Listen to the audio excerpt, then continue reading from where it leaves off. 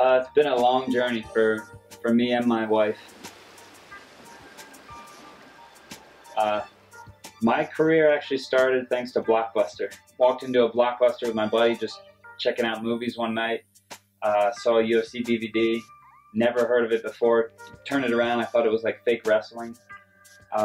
Took it home, watched it, fell in love with the sport of MMA.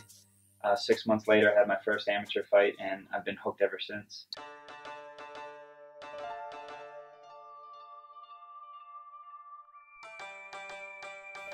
I finally went pro and just continued with my career. My long-time goal was obviously to be into the UFC.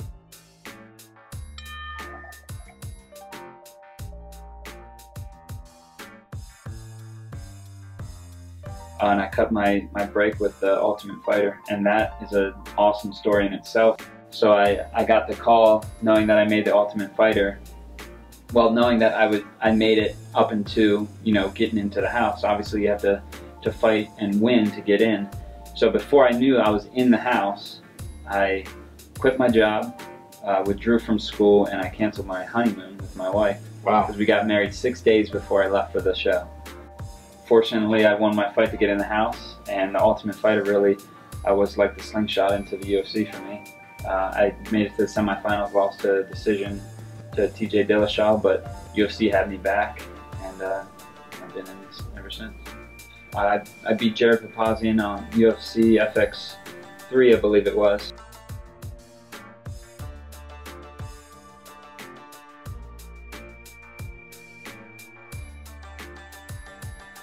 I got a call about 5 days after that, and they gave me 6 days notice, like, hey, you want to fight? I was 34 pounds over with 6 days notice. I took the fight, My mindset was like, I'm sure it's going to make Dana White, Joe Silva, and Sean Shelby happy that, I'm stepping in there. About 3 weeks after that, I get another phone call, and hey, you want to fight again? So I'm out of shape. This, I had a little bit more of a notice. I had about 2.5, 3 weeks, so I started cutting weight and training.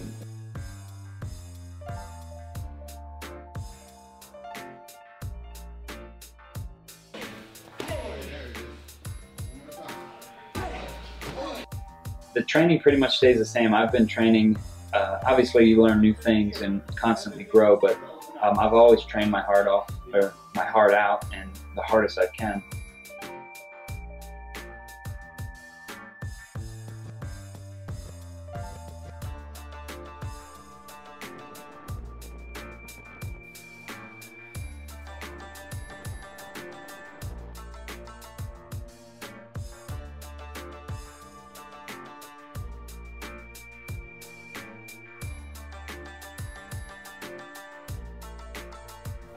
I fought Chico Camus, lost another decision, so that's 2 losses back to back. I fell off the charts with those 2 back-to-back losses. A lot of people out there who saw those fights probably believe that, Dustin doesn't deserve to be in the UFC still. But, they don't see the behind-the-scenes stuff, they don't see the injuries that I had going on, like serious injuries, Come to find out that in those 2 fights I had 2 herniated discs that I've been fighting through the pain, just had to alter a lot of my training just because of the pain I was going through. Pretty much my thing is just staying healthy, being in such a rough sport, you get bumps and bruises and soreness all over your body, sometimes worse than others, but it's just something you have to deal with and learn to work around. And just stay motivated. So now I'm healthy and I'm ready to show the UFC, what Dustin Pague can do when he has a full train-up and injury-free. So this fight, I'm really looking forward to showcasing myself as that I do belong in the UFC, because this is do or die for me. If you have 3 losses in a row, it's they pretty much cut anybody. I mean, and this is the chopping block for me. It does fuel me. Especially because I want to be here. This is my dream. I'm living a dream right now, and it would just be, heartbreaking to have it cut short. I'm just staying focused on doing what I love to do. I perform my best when I realize, you're doing what you love to do, on the top of the charts. You know, UFC is the biggest promotion in MMA. I need to stay in the UFC. You know, this is where I belong. I need to show the people that. So I'm gonna bring it, baby. I train hard, but you know, I train smart too. This is Dustin Pague's road to UFC 161, which you can catch June 15th at MTS Center in Winnipeg, Canada. He'll be facing Yves Jabouin, who is 3-2 in the UFC, and Dustin Pague is entering this fight 1-3. So Dustin, how much does this fight mean to you?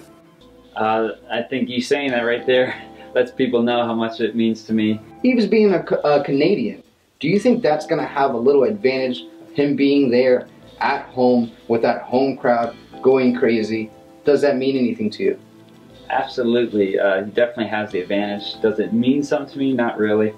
I'm just going to tell him to play my walkout song really loud so I can't hear anybody.